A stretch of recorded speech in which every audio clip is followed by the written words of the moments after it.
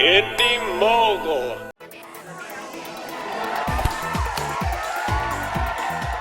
M. Night Shyamalan was introduced to the series through his daughter.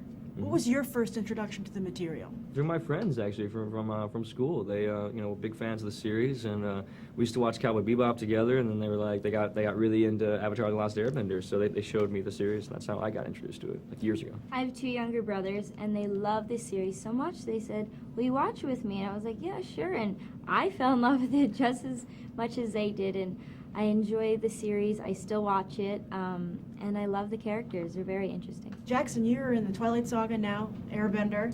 What's it like portraying characters that have already been established in another medium? It's interesting. It's one of those things you really want to do justice to the character, and with Twilight's a literary character, so I was able to kind of be the first pictured version of Jasper, if you will, and that was pretty, definitely nerve-wracking at first, because you want to appease the fan base that's already out there as much as possible. You want to stay loyal to that character, and so that was a lot of fun to kind of work that angle.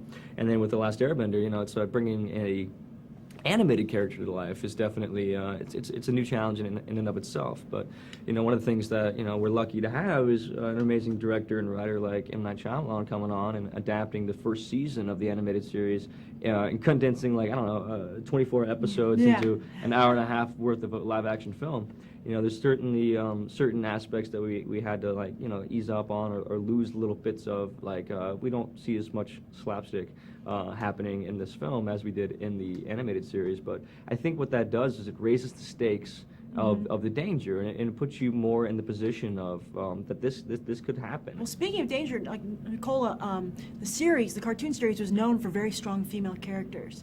What do you think are Katara's strengths? I think Katara has a huge heart, and she's a fighter, but at the same time, she really cares for Aang, and what I'm trying to say is that she has a loving side, but at the same time, she's physically and mentally strong, and she does what she believes in, and I think she's a great role model for young girls. What do you say to those people who are quick to write this off as just a big-budget kids movie?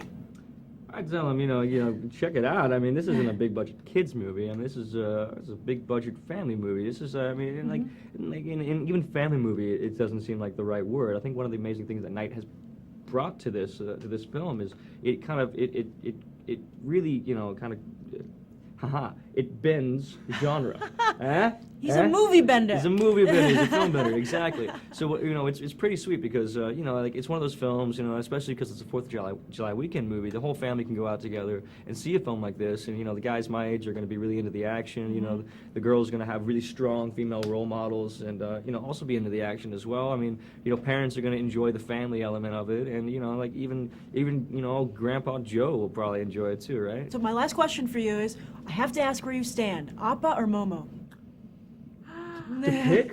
Yes, you have to pick one. Who do you pick? No, I can't choose. I love them both. You have a favorite? Well, I think at first Sokka doesn't really get along with either character of Appa or Momo, but I think he bonds quicker to Appa because of getting to ride him and getting to hold the reins is pretty fun. A lot of quality time. A lot of quality time. Yeah. Thank you so much. Thank you. Thank you.